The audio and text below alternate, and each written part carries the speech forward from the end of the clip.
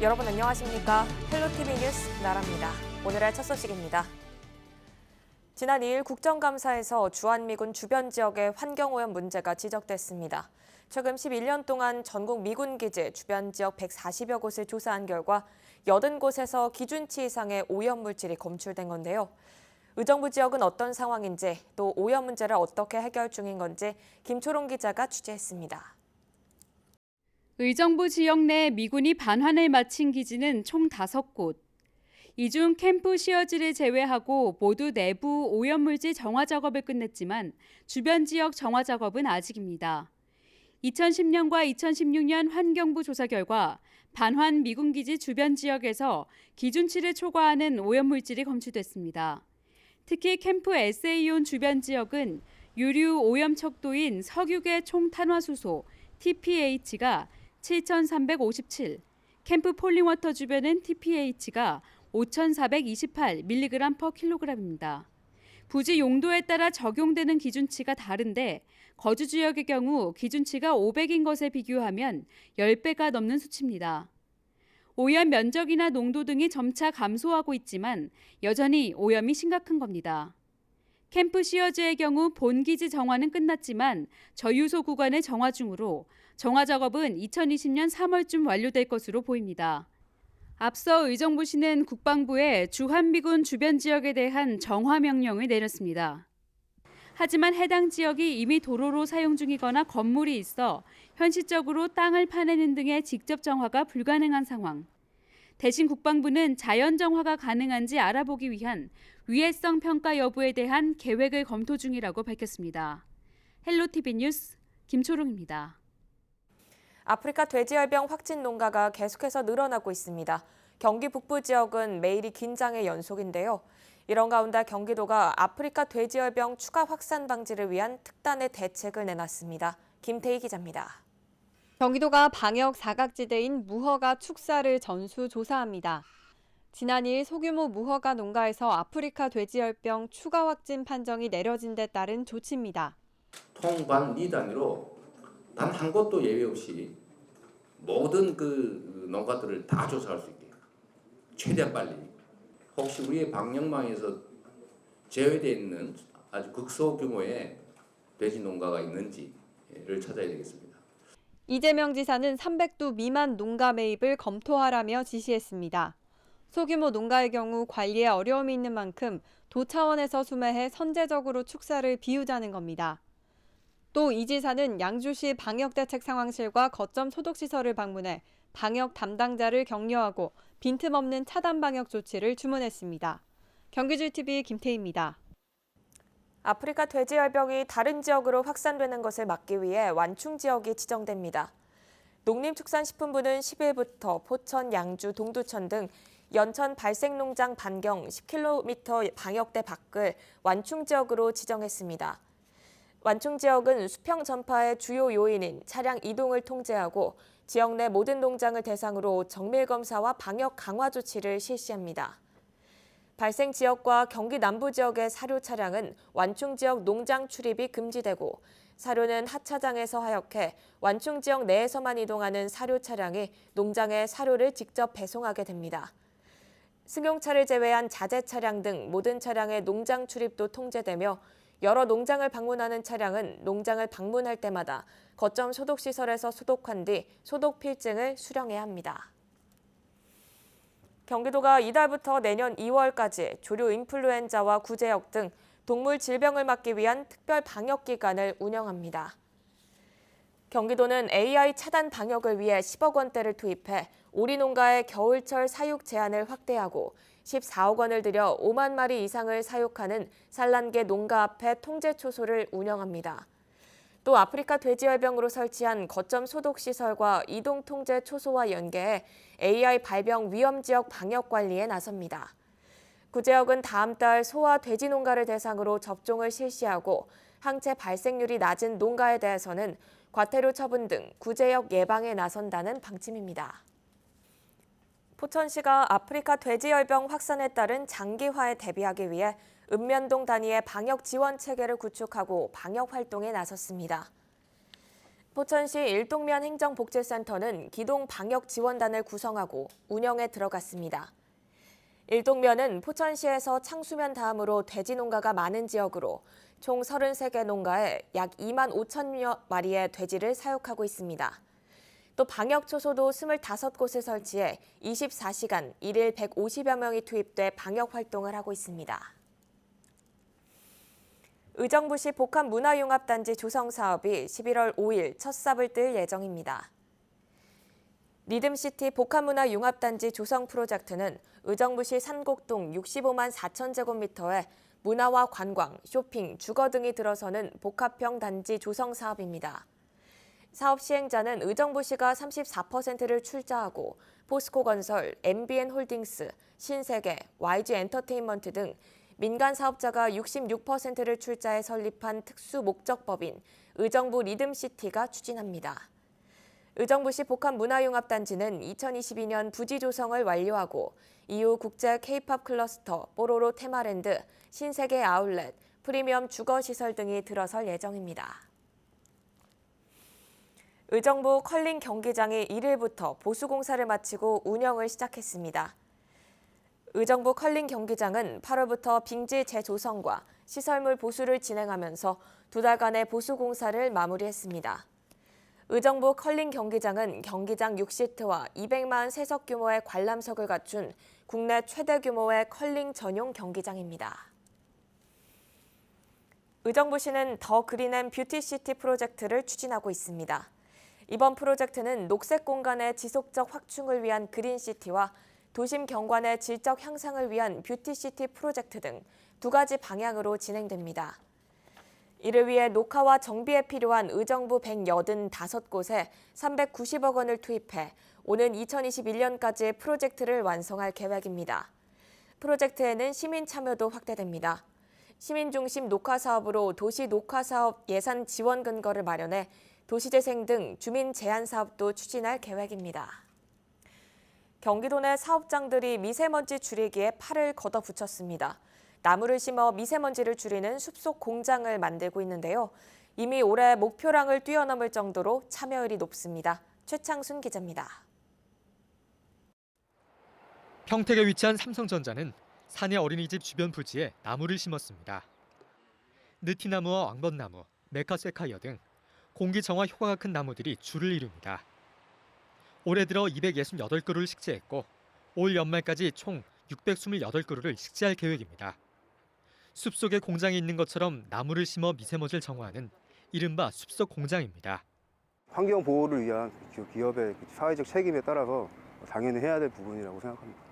나무 식재가 미세먼지 저감에 도움이 될 수 있다는 거에 큰 가치를 갖고 있습니다. 전국 대기오염물질 배출 사업장의 30%가 위치한 경기도는 미세먼지를 줄이기 위해 지난 3월 도내 121개사와 협약을 맺고 숲속 공장을 조성하고 있습니다. 9월 기준 83개 공장에 총 14,000여 그루가 식재됐는데 이미 올해 목표량을 10%가량 넘어섰습니다. 올 연말까지 3,000여 그루가 추가 식재되면 올해 18,000여 그루 가까운 나무가 식재되는 셈입니다. 산림청에 따르면 나무 한 그루는 연간 35.7g의 미세먼지를 흡수하는데 도시숲 1헥타르가 조성되면 연간 168kg의 오염물질이 제거되는 효과가 있습니다. 경기도는 참여 사업장을 넓혀 오는 2021년부터는 도내 모든 사업장이 나무 심기 운동에 동참할 수 있도록 할 방침입니다. 또 사업장에 조성된 나무 쉼터 공원은 주변 지역 주민들에게 휴식 공간으로 개방하도록 할 예정입니다. 경기슈TV 최창순입니다. 양주시의회가 현재 사전 예약제로 운영 중인 북한산 우이령길의 전면 개방을 요청하고 나섰습니다. 시의회는 최근 북한산 국립공원 도봉사무소에 우이령길 전면 개방을 건의했습니다. 특히 올해는 우이령길이 개방돼 양주 시민의 품으로 돌아온 지 10년이 되는 해입니다.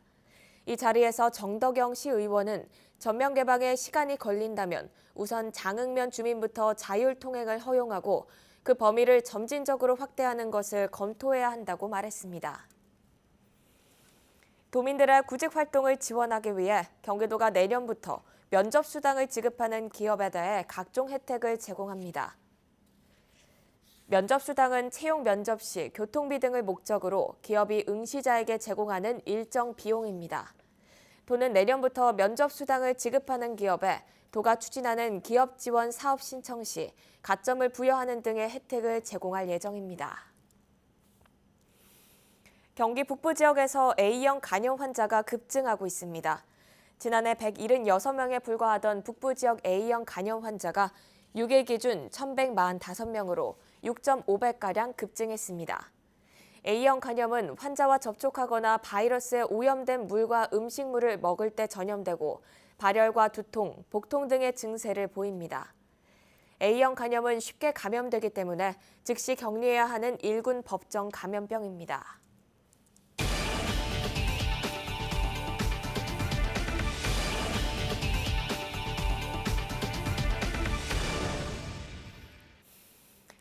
"100세 시대란 말 더 이상 낯설지 않죠. 단순히 오래 사는 것을 넘어서 건강하고 기운찬 노년을 보내는 것 누구나 바라는 삶일 겁니다. 하지만 현실은 그렇지 못한 것으로 나타났습니다. 기대 수명에 비해 건강하게 살 수 있는 기간은 훨씬 짧았는데요. 우리 사회의 노인 질병 실태를 짚어봤습니다. 권미경 기자입니다. 길어진 수명과 건강하고 활기찬 삶은 별개의 문제입니다. 2016년 기준 신생아가 몇 세까지 살 수 있는지를 나타내는 기대 수명은 82.36세. 하지만 병에 걸리지 않고 건강한 상태로 살 것이라 예상되는 건강 수명은 64.9세입니다. 노년의 17년 정도를 아픈 상태로 지내게 되는 겁니다. 통계청 노인 실태 조사 결과 전체 노인 10명 가운데 9명 정도가 만성질병을 갖고 있다고 답했습니다. 자세히 들여다보면 노인 한 명당 평균 2.7개의 만성질병을 앓고 있었습니다. 석 달 이상 꾸준히 약을 먹는 경우도 83.5%. 실제로 폐렴과 치매 같은 노인성 질병으로 인한 사망률도 크게 증가하고 있습니다.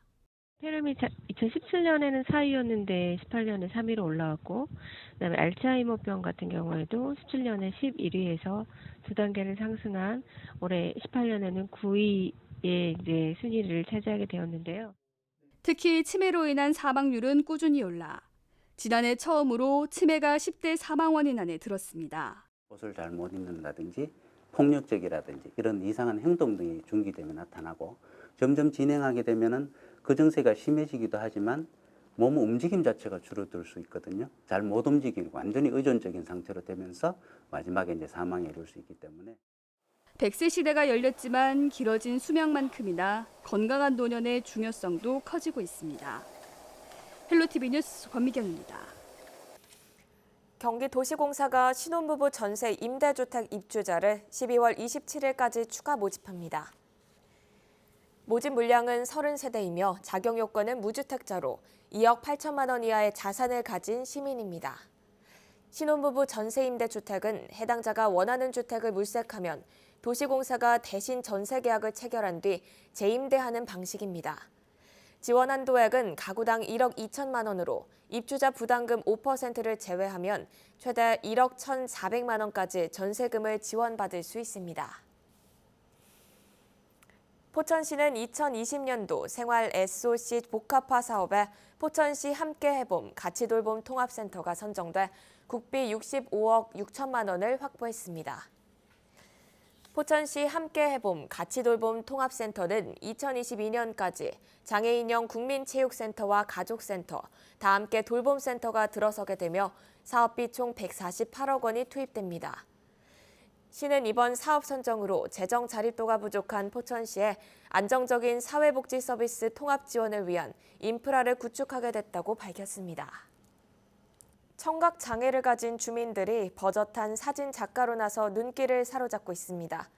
사진과 공예를 통해 지역사회와 소통하는 전시를 이어가고 있는데요. 열악한 환경 속에서도 이들의 진실과 열정을 담은 작품들이 주위를 놀라게 하고 있습니다. 정명기 기자가 다녀왔습니다.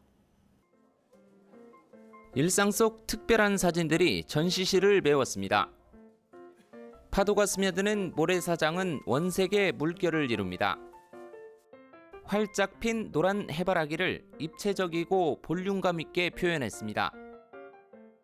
거북이가 물속을 헤엄치는 찰나를 세심한 관찰과 집중력으로 포착한 반영 사진은 단연 돋보입니다.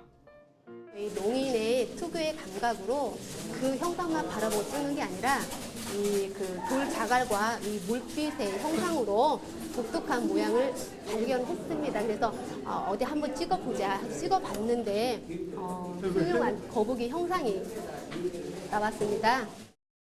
김제지역 청각장애 작가들의 삶과 열정이 녹아있는 사진 작품들입니다. 이번 전시회는 군산 선유도와 김제 망해사, 만경 능지 등을 돌며 7달 넘게 준비한 겁니다. 듣지 못하는 불편을 극복하면서 작품을 창작하는 과정은 만만치 않았습니다. 수년 동안 활동의 끈을 이어왔지만 작년에 관련 단체의 도움을 받아 겨우 제대로 된 장비도 갖췄습니다. 그 조금 적은 돈을 가지고 쪼개 쓰면서 나가서 사진을 찍고 그 사진을 가지고 이렇게 전시를 하는 걸 보면은 저 자신도 눈물겹습니다. 장애인 작가 10명이 공개한 특별한 작품은 모두 30점. 전시실 한편에는 공예의 매력을 느낄 수 있는 공간도 마련했습니다. 장애인 평생교육센터를 2020년에 25억을 투자해서 건립해가지고 농아인들을 비롯한 장애인들의 인문교육, 기술교육 등 다양한 프로그램 지원으로 장애인들이 자립할 수 있도록. 말보다 사진으로 사회와 소통하는 열정어린 작품은 여러 전시회를 통해 소개되고 공모전에 입상하는 쾌거도 이뤄내고 있습니다. 헬로티비 뉴스 정명기입니다. 연천군 농업기술센터는 콩, 율무, 들깨 등의 본격적인 수확기를 맞아 농기계 임대를 휴일 없이 운영합니다. 임대 농기계는 콩 예추기와 콩, 들깨, 탈곡기 등 71종 262대입니다. 농가당 1개 기종을 최대 3일간 임대할 수 있으며 1일 사용료는 기종에 따라 5,000원에서 12만 원입니다. 농기계를 임대하고자 하는 경우 사용 15일 전부터 농업기계 임대사업소를 방문해 농기계 보유 여부를 확인한 후 예약하면 됩니다. 전국에 서류상에만 존재하는 무늬만 있는 공원이 서울시 면적의 절반 정도에 달하는데요. 이제 수명이 1년도 채 남지 않았습니다. 내년 7월 이후엔 공원으로서의 효력을 잃게 되기 때문입니다. 일부 지자체에선 민자유치로 돌파구를 찾고 있지만 이마저도 어려운 곳도 있습니다. 이지훈 기자가 취재했습니다. 발걸음마다 초록빛 싱그러움이 묻어나는 산책길. 소량 가득한 소나무 숲은 분주한 일상의 쉼터가 됩니다.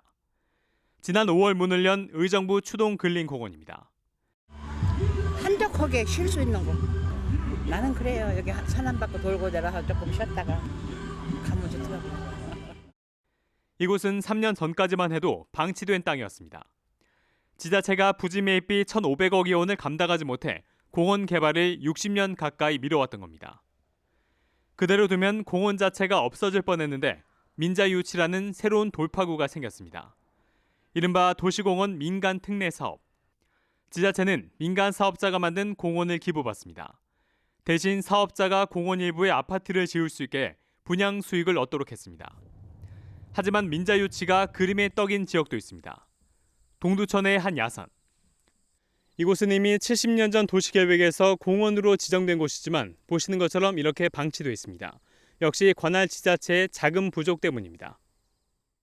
그러던 차에 지난해 한 민간 사업자가 민간공원 특례 사업을 신청했습니다. 전체 면적의 70%를 공원으로 개발하는 대신 나머지 면적엔 아파트를 짓겠다는 계획이었습니다. 그런데 사업자는 제안서 제출 후 1년 만에 사업을 포기했습니다. 아무래도 민간이기 때문에 사업성이 제일 크지 않을까 싶어요. 이 같은 사례는 최근 동두천을 비롯해 강원 원주와 경북 구미 등 지방 중소도시에서 연이어 발생하고 있습니다. 미분양 리스크가 민간 특례 사업의 발목을 잡은 겁니다.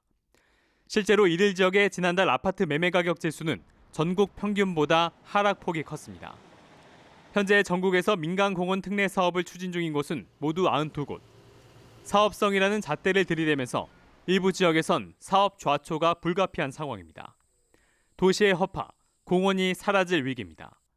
헬로티비 뉴스 이지훈입니다.